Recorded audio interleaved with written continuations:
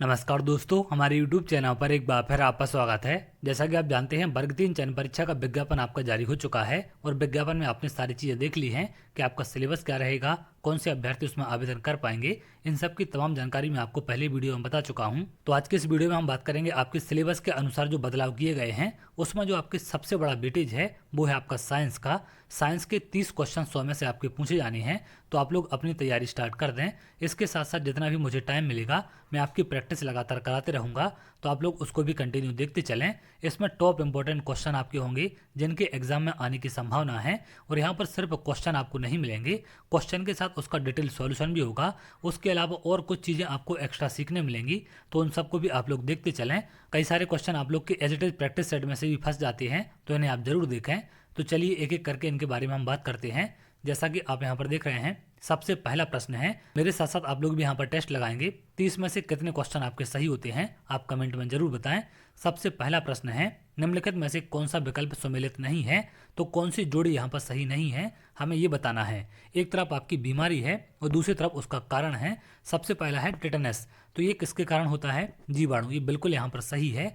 अगला आप देखें, खसरा, ये भी जीवाणु लिखा हुआ है यहाँ पर, तो ये इसके कारण नहीं होता है, क्योंकि यहाँ पर जो खसरा बीमारी है आपकी, ये वायरस के कारण होता है। तो इसका सही आंसर आपका क्या है? वायरस के कारण होता है। तो बी वाला यहाँ पर सम्मिलित नहीं है, या फिर बी वाली जोड़ी यहाँ पर गलत है, तो ये वाला हमें इसको सही मानना है। मलेरिया प्रोटोजोआ के द्वारा होता है, ये भी सही है आपका, और टाइफाइड जीवाणु के द्वारा, तो ये भी यहाँ पर सही है। अब इसके बारे में कुछ और चीज़ें आपको यहाँ पर ध्यान रखनी है। मलेरिया जो आपका प्रोटोजोआ से होता है, तो इसका नाम भी आपसे कई बार एग्जाम में पूछ लेते हैं, तो इसका नाम आप ध्यान रखेंगे, प्लाज्मोडियम। अगला है टेटनस, तो इसके जीवाणु का नाम भी पूछ लेते हैं, तो टेटनस क्लोस्ट्रीडियम टेटनी इसका नाम है, इसको आप ध्यान रखेंगे। खसरा वायरस के कारण होता है और टाइफाइड आपका जीवाणु के कारण। अगले प्रश्न पर आते हैं। अगला प्रश्न है, अनुवांशिक गुणों के वाहक कौन होते हैं? बीजाणु, परागकण, डीएनए या फिर आरएनए। तो इसका सही आंसर आपका क्या होगा? डीएनए होता है। अब इसके बारे में कुछ और चीज़ें आपको ध्यान रखनी है। जीवित कोशिकाओं के गुणसूत्रों में पाए जाने वाले तंतुनुमा अणु को क्या कहा जाता है? डीएनए कहते हैं। डीएनए का फुल फॉर्म भी कई सारे एग्जाम में पूछा जाता है। डीऑक्सीराइबो न्यूक्लिक अम्ल होता है, तो इसको आपको ध्यान रखना है। इसमें अनुवांशिक कूट निबद्ध रहता है। इसके अणु की संरचना घुमावदार सीढ़ी की तरह होती है, तो इसकी संरचना भी आपसे पूछ सकते हैं, और डीएनए का फुल फॉर्म, तो इनको भी आपको ध्यान रखना है। अगले प्रश्न पर आते हैं। अगला प्रश्न है, अल्ट्रा फिल्ट्रेशन संबंधित है प्रसार से, पाचन से, उत्सर्जन से या फिर श्वसन से। तो यहाँ पर उत्सर्जन है, इसका सही आंसर भी आपका क्या है? उत्सर्जन से संबंधित होता है। इसके बारे में कुछ और चीज़ें आप ध्यान रखेंगे। अल्ट्रा फिल्ट्रेशन उत्सर्जन से संबंधित है। यह अल्ट्रा फिल्ट्रेशन की क्रिया वृक्कों में होती है, तो इसको भी आपको ध्यान रखना है। इस क्रिया के द्वारा मानव वृक्क रक्त का शुद्धिकरण करते हैं, तो ये सारी चीज़ें भी आपको यहाँ पर ध्यान रखनी है। अगला क्वेश्चन है, निम्नलिखित में से कौन सा कुनेन का एक स्रोत है? इनमें से कौन सा कुनेन का एक स्रोत होता है? सिनकोना, सागौन, बांस या फिर नीम। तो इसका सही आंसर लगभग आप सभी को पता होगा, इस सिनकोना इसका स्रोत होता है। इसके बारे में कुछ और चीज़ें आपको ध्यान रखनी है। सिनकोना पेड़ की छाल से मलेरिया की पहली दवा कुनेन बनाई गई थी, तो ये चीज़ आपको ध्यान रखनी है। ये पेड़ की छाल से आपकी मलेरिया की पहली दवा कुनेन बनाई गई थी।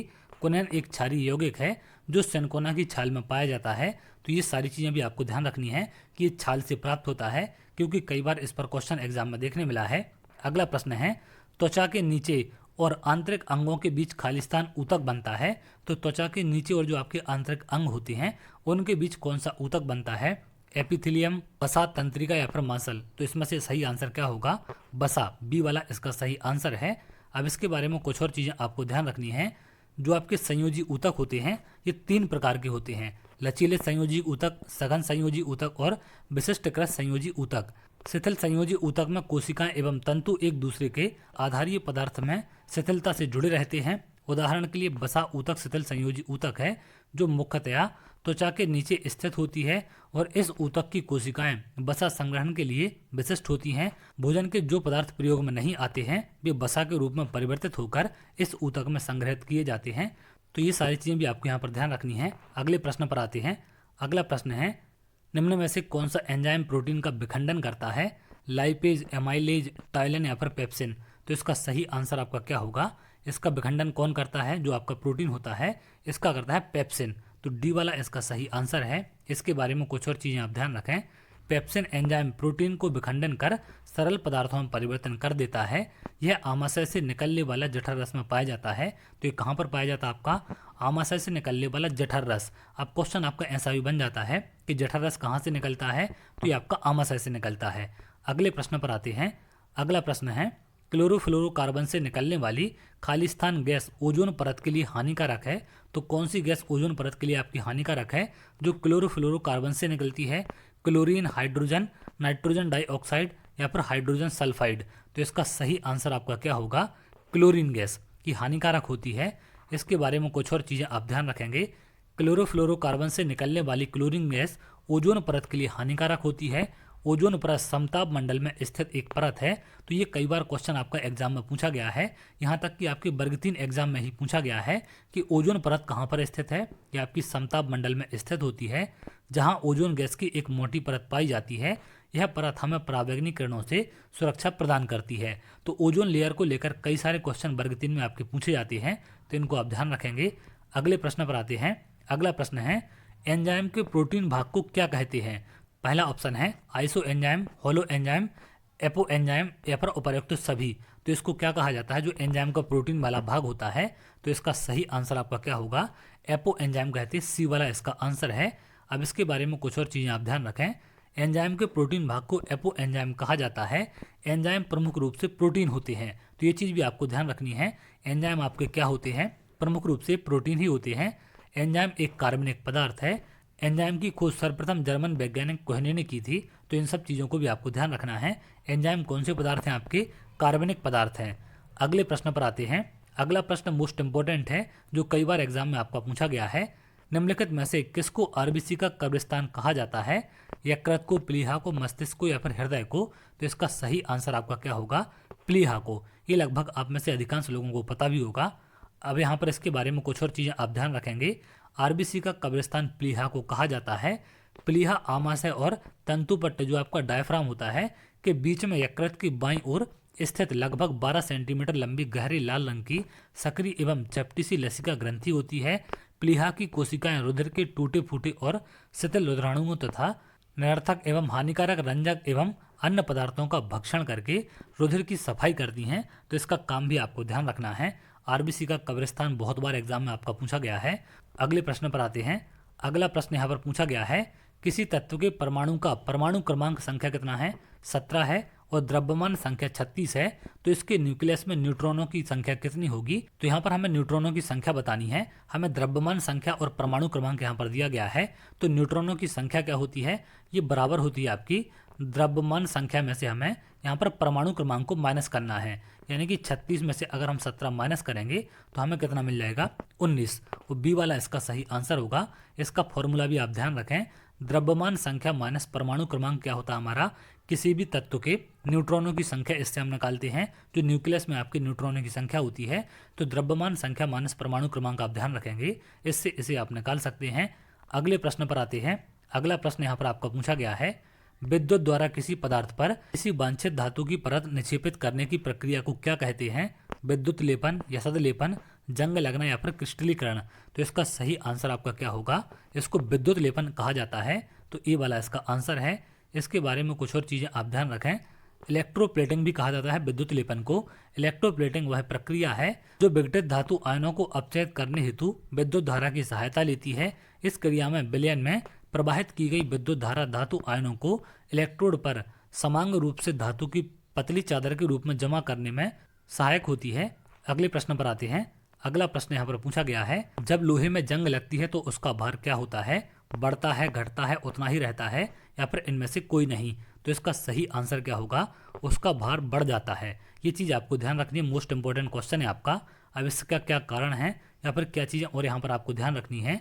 लोहे में जंग लगना एक रासायनिक परिवर्तन है, तो ये चीज़ भी आपको ध्यान रखनी है। रासायनिक और भौतिक परिवर्तन पर क्वेश्चन आपके पूछे जाते हैं। रासायनिक परिवर्तन ये कहलाता है आपका जंग लगना, क्योंकि इसे हम वापस नहीं कर सकते हैं। और भौतिक परिवर्तन वो होते हैं जिन्हें हम उसी रूप में वापस प्राप्त कर सकते हैं। जैसे हम पानी से बर्फ बना दें, बर्फ को पिघलाकर दोबारा पानी बना सकते हैं, तो उसे हम भौतिक परिवर्तन कहते हैं। लेकिन यहाँ पर अगर हम बात करें लोहे में जंग लगने की, तो इसे रासायनिक परिवर्तन कहा जाता है। जंग को वापस आप लोहा नहीं बना सकते हैं।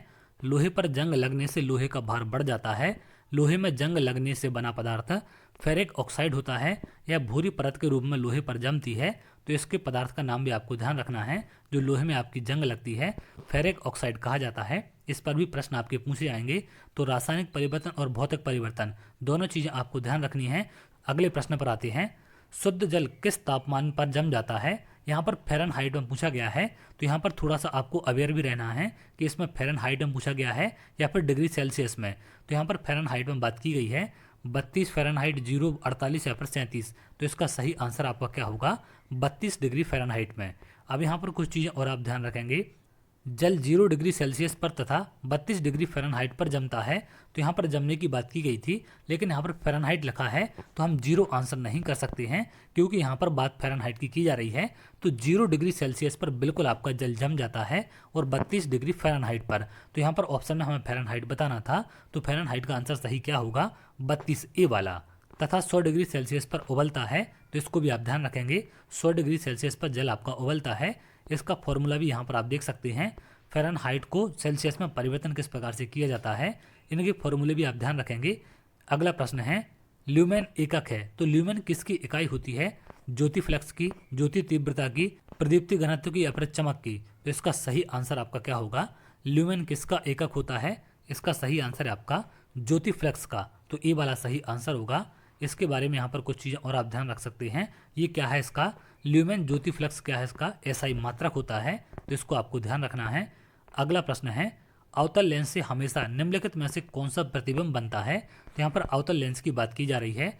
वास्तविक और सीधा, आभासी और सीधा, वास्तविक और अधोशीर्षी, आभासी और अधोशीर्षी। तो इसका सही आंसर आपका क्या होगा? इसका आंसर है आपका आभासी और सीधा। अब यहाँ पर इसके बारे में कुछ चीज़ें और आप ध्यान रखेंगे। अवतल लेंस से प्रतिबिंब हमेशा वस्तु की ओर लेंस तथा फोकस के बीच बनता है। यह आभासी सीधा और वस्तु से छोटा होता है। तो इसको आपको ध्यान रखना है। वस्तु से छोटा प्रतिबिंब इसका बनता है और उत्तल लेंस में वस्तु से बड़ा बनता है। तो ये दोनों चीज़ें आपको ध्यान रखनी है। इनके यूज भी आपसे पूछे जाते हैं कि किसका यूज कहाँ पर किया जाता है। अवतल लेंस का यूज कहाँ पर करते हैं? जो गाड़ियों में साइड में ग्लास होते हैं उसमें कौन सी लेंस का यूज करते हैं? तो गाड़ियों में जो साइड वाले आपके मिरर होते हैं उसमें अवतल लेंस का प्रयोग किया जाता है, जिससे कि वस्तु का छोटा प्रतिबिंब बने। अगर छोटा प्रतिबिंब बनेगा तो छोटे से कांच में अच्छे तरीके से पूरी वस्तु आपको दिखाई देगी या पूरी गाड़ी आपको दिखाई देगी, इसलिए वहाँ पर अवतल लेंस का यूज किया जाता है। अगले प्रश्न पर आते हैं। अगला प्रश्न है, प्रकाशीय फाइबर किस सिद्धांत पर कार्य करता है?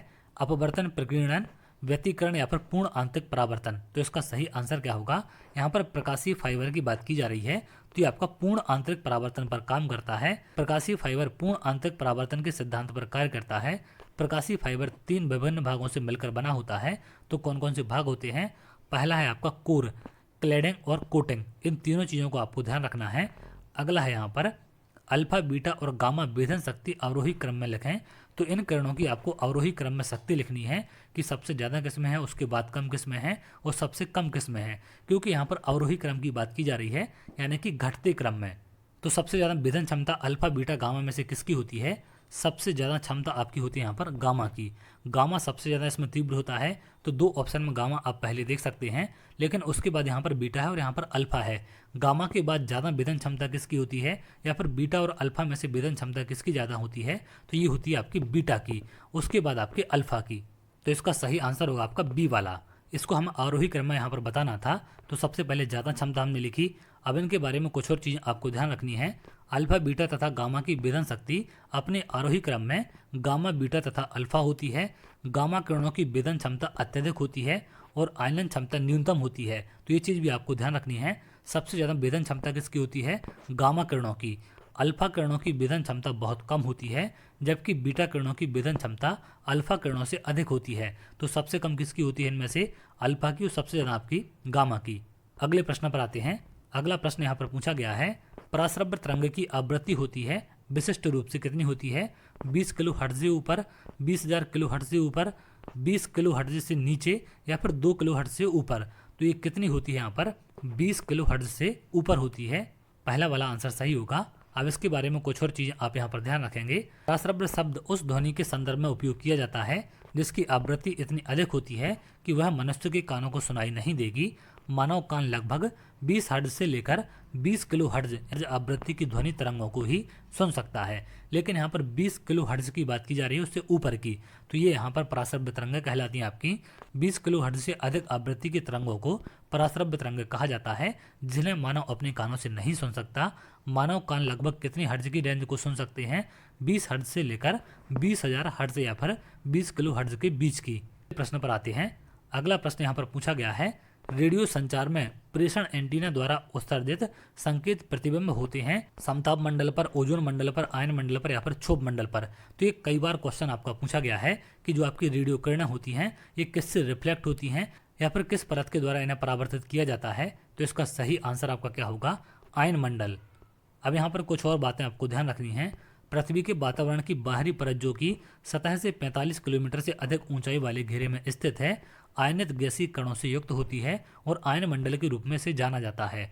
आयन मंडल में ऋण आवेश युक्त इलेक्ट्रॉनों और धन आयनों की उपस्थिति के कारण रेडियो संकेतों का परावर्तन हो जाता है। तो रेडियो किरणें आपकी कहाँ से टकराकर वापस आती हैं? आयन मंडल से। अगले प्रश्न पर आते हैं। अगला प्रश्न है, पानी की बूंदों का तेलीय पृष्ठ पर न चिपकने का कारण क्या है? जो आपकी पानी की बूंदें हैं वो तेलीय पृष्ठ पर क्यों नहीं चिपकती हैं? आसंजक बल का अभाव, पृष्ठ तनाव, आपस में मिल नहीं सकते, तेल की अपेक्षा जल हल्का होता है। तो इसका सही आंसर आपका क्या है? आसंजक बल का अभाव होता है। अब एक आपका ससंजक बल होता है, एक आपका आसंजक बल होता है। इन दोनों में सारी चीज़ें आपको क्लियर रखनी है। यहाँ पर कुछ चीज़ें और आप देखें, इनको आप ध्यान रखेंगे।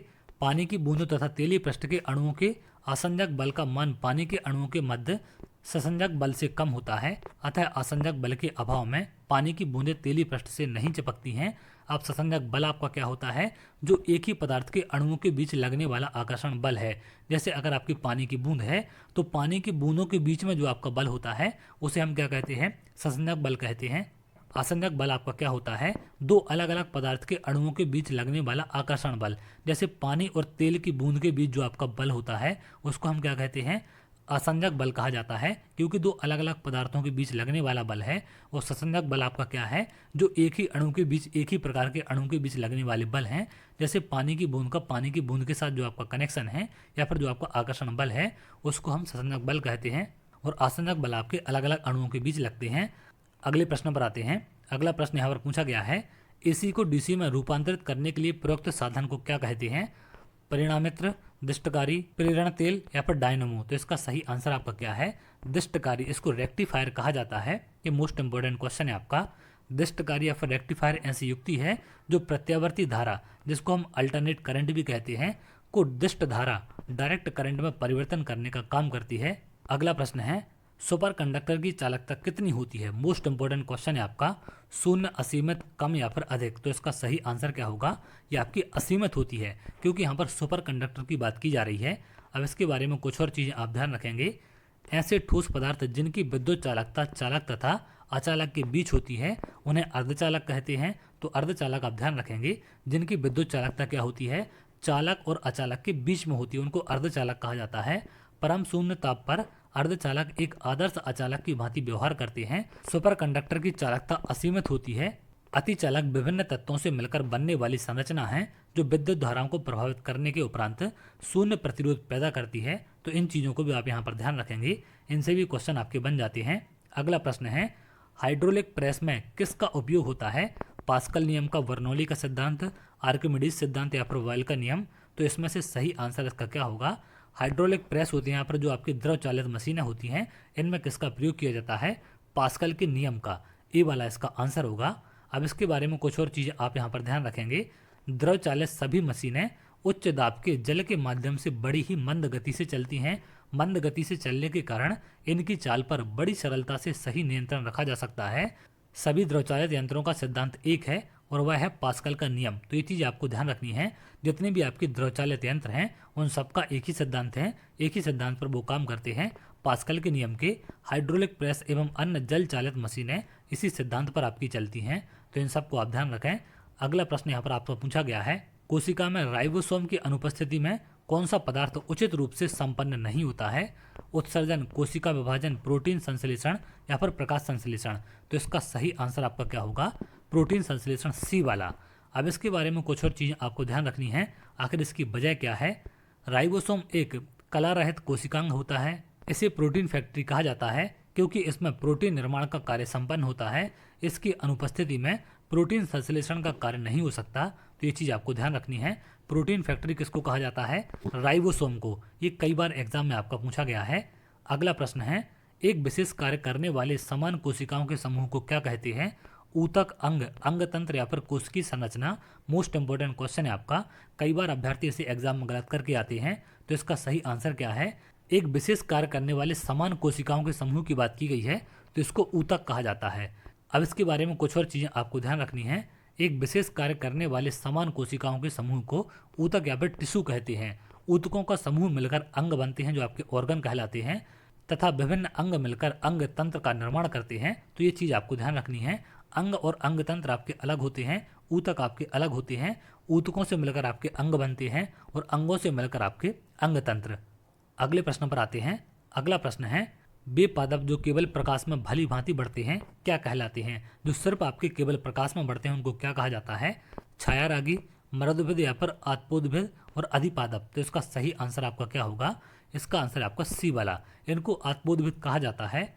वे पादप जो केवल सूर्य प्रकाश में भली भांति विकसित होते हैं उन्हें आत्पोद्भिद कहते हैं। ये इंग्लिश में भी कई बार आपको नाम लिखा मिल जाता है, हेलियोफाइट्स। तो ये भी आप ध्यान रखेंगे क्योंकि ऑप्शन में हेलियोफाइट्स भी लिख देते हैं आपको, तो इसमें आपको कन्फ्यूज नहीं होना है। इसको ही आत्पोद्भिद कहा जाता है।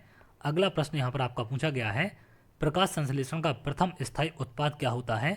स्टार्च, जिसको हम मड बोलते हैं, सुक्रोज, फास्फोग्लिसरिक अम्ल या फिर ग्लूकोज। तो इसका सही आंसर क्या होगा? प्रकाश संश्लेषण का प्रथम स्थायी उत्पाद की बात की जा रही है, फास्फोग्लिसरिक अम्ल होता है। सी वाला इसका सही आंसर होगा। प्रकाश संश्लेषण पर कई सारे क्वेश्चन एग्जाम में आपके पूछे जाएंगे। अब यहाँ पर कुछ और चीज़ें आपको ध्यान रखनी है। सजीव कोशिकाओं के द्वारा प्रकाशीय ऊर्जा को रासायनिक ऊर्जा में परिवर्तन करने की क्रिया को क्या कहते हैं? प्रकाश संश्लेषण कहते हैं। तो प्रकाशीय ऊर्जा को ये रासायनिक ऊर्जा में परिवर्तन करता है, इसको हम प्रकाश संश्लेषण कहते हैं। तो इसकी ऊर्जा के परिवर्तन पर भी क्वेश्चन आपके बन जाते हैं। इस प्रक्रिया का प्रथम स्थायी उत्पाद फास्फोग्लिसरिक अम्ल होता है, तो इसको आप ध्यान रखेंगे। अगला प्रश्न यहाँ पर आपका पूछा गया है, निम्नलिखित में से अधिकतम जैव विविधता किसमें होती है? मरुस्थल, नदी, ध्रुवीय क्षेत्र या फिर उष्णकटिबंधीय क्षेत्र। तो इसका सही आंसर आपका क्या होगा? उष्णकटिबंधीय क्षेत्र में सबसे ज़्यादा आपकी जैव विविधता होती है। इसका मेन कारण क्या है? अगर आप यहाँ देखें, उष्णकटिबंधीय क्षेत्र जिनको हम ट्रॉपिकल रीजन कहते हैं में अधिकतम जैव विविधता पाई जाती है। इस क्षेत्र में भारी वर्षा और उच्च तापमान की दशाओं में विश्व की सर्वाधिक जैव विविधता वाले वनों का विकास होता है। पृथ्वी की आधे से अधिक जंतुओं और वनस्पतियों की प्रजातियां इसी क्षेत्र में पाई जाती हैं, इसलिए सबसे ज़्यादा जैव विविधता आपकी कहाँ पर होती है? उष्णकटिबंधीय क्षेत्र में। अगला क्वेश्चन यहाँ पर मोस्ट इंपोर्टेंट है जो पूछा गया है, बीओडी किसका संक्षिप्त रूप है?